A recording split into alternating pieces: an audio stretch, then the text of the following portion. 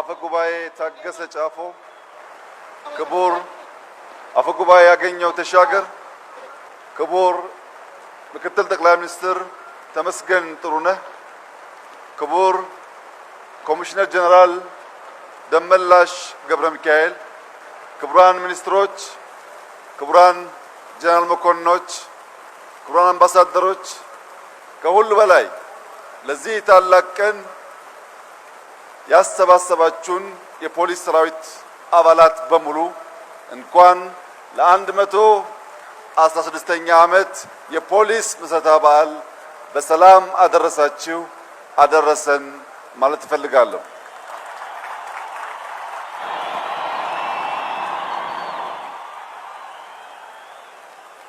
የፌዴራል ፖሊስ ዘመናዊ ወታደር መሆኑን ለማረጋገጥ ከሰማይ የቀረበልን ዝናብ በዝናብ እንደማንበገር፣ በፀሐይ እንደማንበገር፣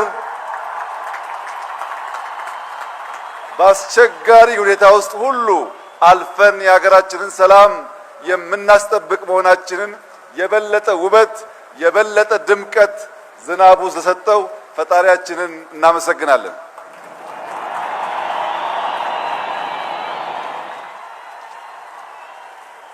እጅግ የተከበራችሁ የፖሊስ ሰራዊት አባላት በሙሉ 116 ዓመት ማለት ለተቋም ቀላል ትርጉም የሚሰጠው አይደለም። የዛሬ 100 ዓመት ዛሬ ባንዲራ ያላቸው ስም ያላቸው ሀገራት ብዙዎቹ እንደ ሀገር መጠሪያ አልነበራቸውም።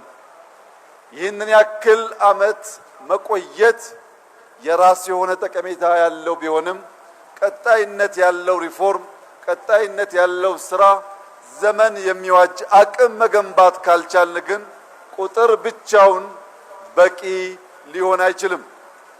በሀገራችን አንዳንድ ደካማ ሰዎች ይወልዱና በድሉ ይደግ ይላሉ። ተቋም በድሉ አያድግም። ተቋም በስራ ነው የሚያድገው። ተቋም በስልጠና ተቋም በቴክኖሎጂ ነው የሚያድገው።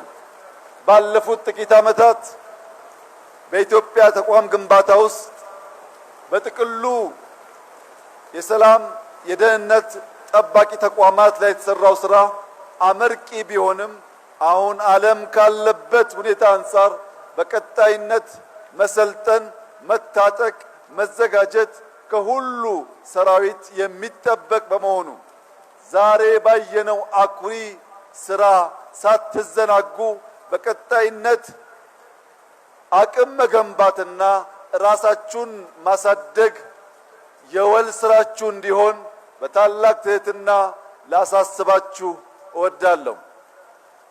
እጅግ የተከበራችሁ የፖሊስ ሰራዊት አባላት ከናንተ የምንጠብቀው የኢትዮጵያን ብሔራዊ ጥቅም፣ የኢትዮጵያን ሰላም፣ የኢትዮጵያን አንድነት በቀጣይነት የማረጋገጥ ስራ ነው።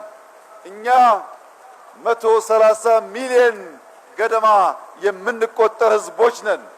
አንድ መሆን ከቻል የግዛት አንድነት እና ብልጽግናን ማረጋገጥ እንችላለን።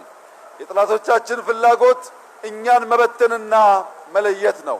የኛ ዓላማ መሆን ያለበት ብሔራዊ ፍላጎቶቻችንን አንጥረን ማወቅ፣ ሰላማችንን መጠበቅ፣ ተባብረን መትጋት፣ ከወንድም ጎረቤት ህዝቦች ጋር በጋራ መስራት ሲሆን ከዚያ የሚያልፍ ነገር ደግሞ ካለ እንደ አባቶቻችን በአርበኝነት ስሜት የኢትዮጵያን አንድነትና ብሔራዊ ጥቅም ማስከበር የሁል ጊዜ ስራችን መሆኑን እንድታስታውሱ አደራ ማለት እፈልጋለሁ።